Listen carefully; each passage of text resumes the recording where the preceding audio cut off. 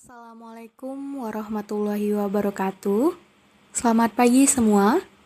Sebelumnya perkenalkan kelompok saya yang diketuai oleh Ilham Nur Fajri dan beranggotakan saya, Wina Oktaviani, Ririn Maisha Takidaria, dan Elga Sri Wahyuni. Pada video kali ini, kami akan sedikit menjelaskan tentang kolerasi manusia dengan alam semesta berdasarkan hadis Nabi. Selamat menyaksikan dan mendengarkan. Terima kasih. Assalamualaikum warahmatullahi wabarakatuh. Hello, my name is Ririn Maisha Takidaria. I'm from group of member Ilhamul Fajri, Vina Oktaviani, and Elga Sri Wahyuni will be present you about kolerasi antara manusia dengan alam semesta.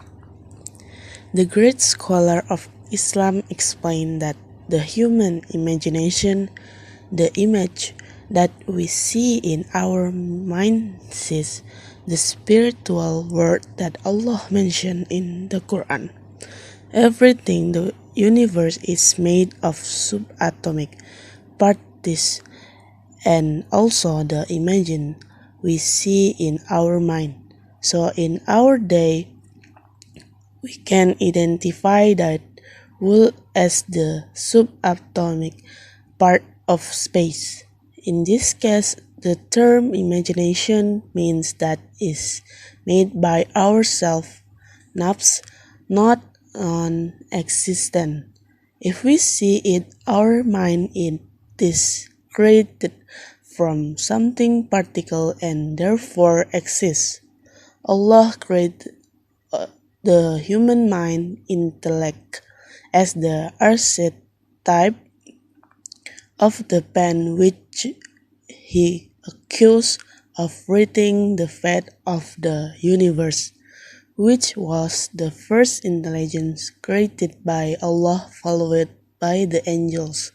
We are created in the image of Allah, and as explained by Imam Ibn al-Arabi, Allah imagined the universe and all that is into existence. When we consider the mind and what we see to be made of particles, what we imagine is the act of creating in this, and for Allah the particles of the universe are His, in which He used to create all life and space. So when imagine something, we also move this part to create and imagine in our mind. This is how we are created in Allah's image. But Allah can give life to what He imaged because of His control and knowledge of the matter in the universe is complete. It is basically the sum total of what Imam Ibn Arabi said about man and the imagination.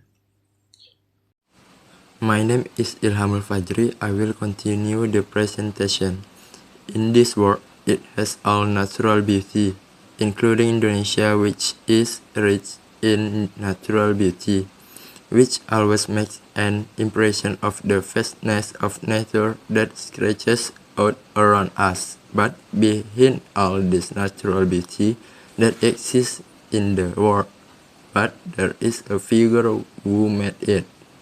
Like with that beautiful nature, all of us can enjoy it because someone created it, namely Allah.